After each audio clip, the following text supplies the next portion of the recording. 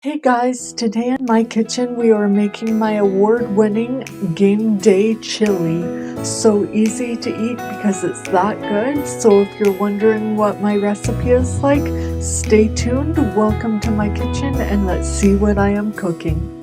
You will need beef bouillon along with some water, tomato paste, and 1 large can of diced tomatoes, 2 cans of any bean of your choice, I prefer kidney, diced green chilies 1 can, cumin, onion powder, smoked paprika, chili powder, and ancho chili powder, along with my chili mix, which is peppers, onions, and carrots, some garlic, and any additional veg you want to add. I'm adding more peppers, and some salt and pepper, and finally some bacon and ground beef. So let's get cooking. So the first thing we are going to do is we are going to get our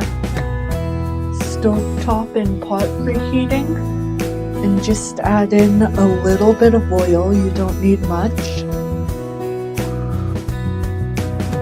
just about that much.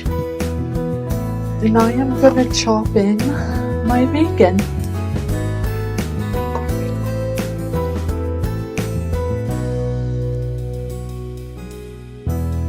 And then we'll let this preheat and start to cook the bacon. And you are just going to cook this until your bacon's done to your liking. And now that your bacon is done to your preferred liking, I'm just going to quickly turn off my stove and drain the bacon of its fat. And I am going to set it on a plate and to the side.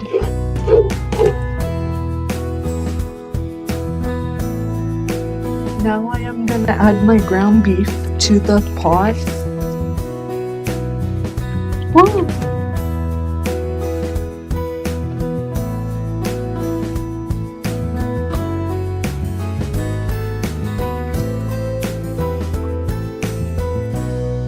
Breaking it up a little bit.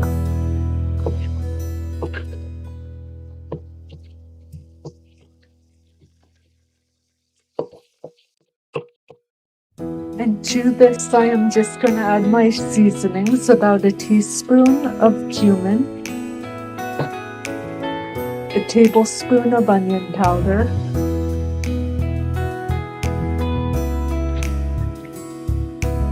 about a tablespoon of smoked paprika because I like it, a teaspoon of chili powder, a very small amount of ancho chili powder,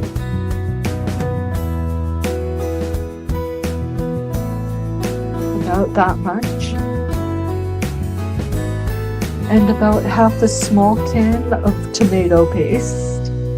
It's important to cook your tomato paste out so it develops its flavor. And we are just going to cook this until the beef is mostly cooked through. Now that our beef is mostly cooked through, I am going to add some garlic. I added about 4 cloves there, along with our veggies. I am using extra peppers in this case. Give that a nice mix.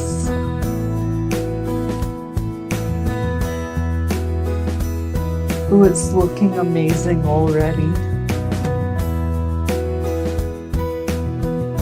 We're just going to cook this until the veggies start to soften. Mine were frozen, so it'll take a bit longer. I have to show you how pretty this looks. Look at that.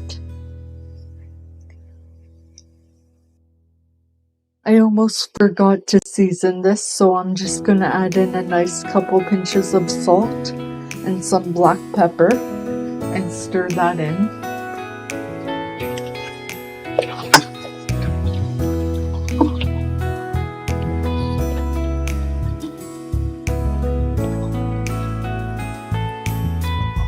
Now that my veggies are mostly softened, I am gonna start adding in the remaining ingredients. If I can get this open.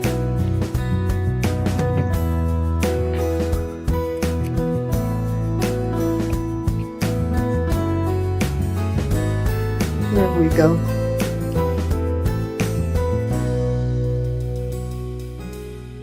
So I'm gonna add about, I'd say 3 tablespoons of beef bouillon, and then juice and all of 2 cans of kidney beans. If you're using black beans, you might want to rinse them.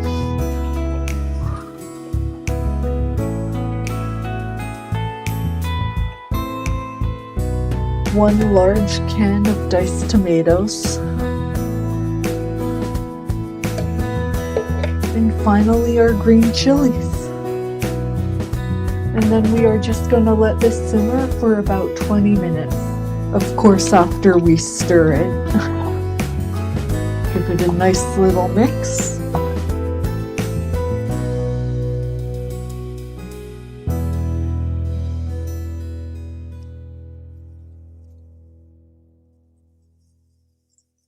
And then we will work on what goes with these. I accidentally forgot to include the ingredients for what you will need to use as a side dish for these, so I'll go through that now with some other options.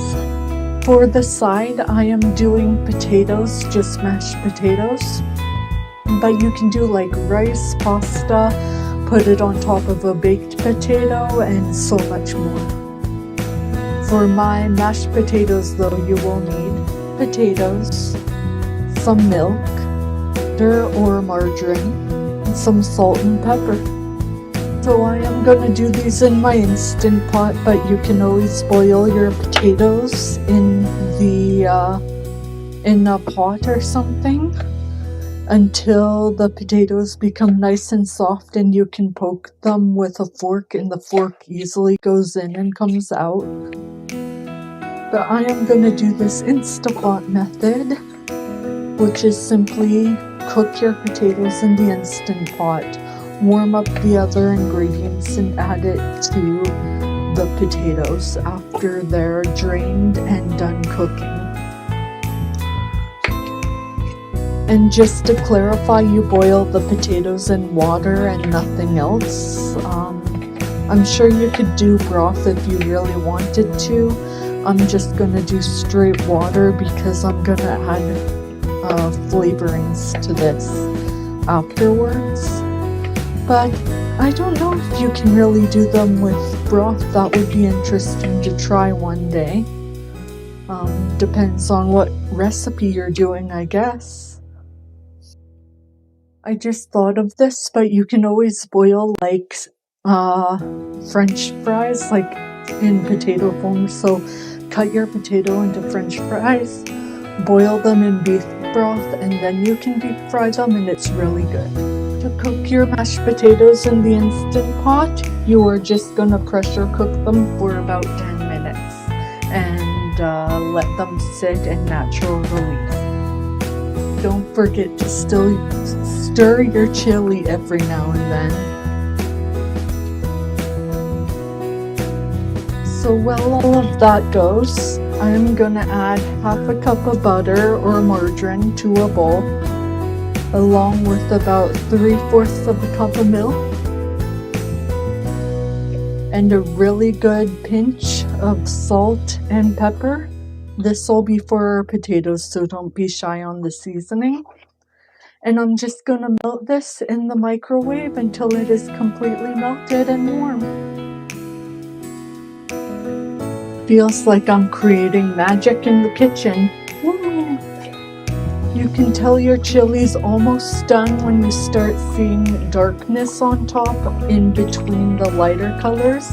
It's the same with curry. If you see like an oil on top, that's how you know curry's done. Now that my chili's done, I am just going to turn off the heat and I am going to set it aside for now.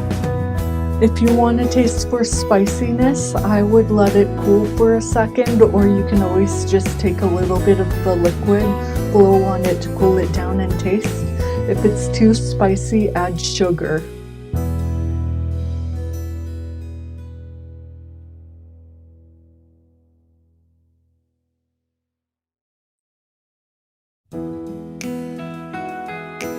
That is actually really good.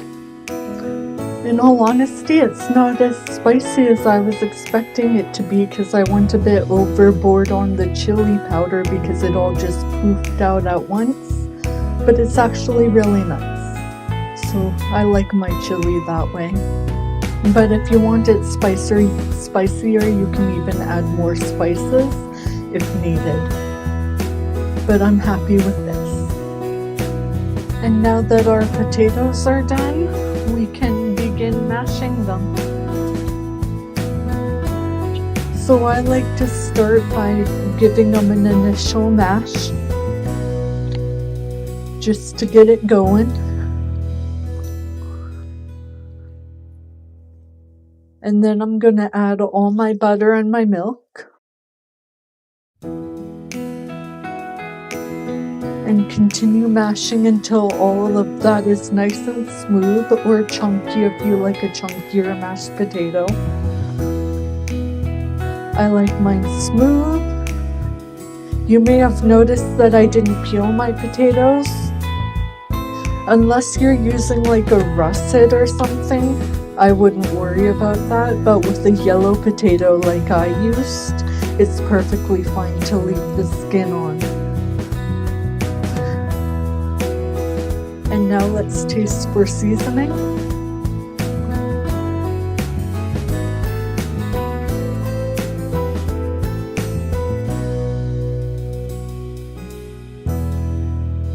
Absolutely perfect. Maybe I'll add a bit more pepper though. Washed my fork and I'm gonna take another taste test to make sure it's better now.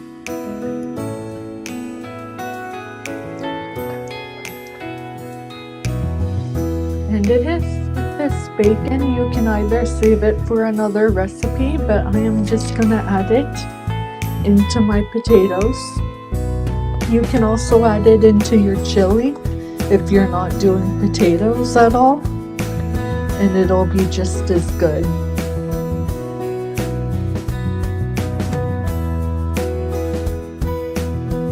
There we go. And this is what it looks like when it's all completed. It's really good, by the way. I already tried some. So if you're looking for a chili that's sure to impress, this is the recipe that you want. You can adjust the spice levels based off what your family likes, and I highly recommend it. It is really good. Until next time, a banana. Thanks for watching. Hey, thank you so much for watching. If you want to see more content like this, please don't hesitate to like, share, and subscribe. I really appreciate it, and I hope to see you next time. A banana.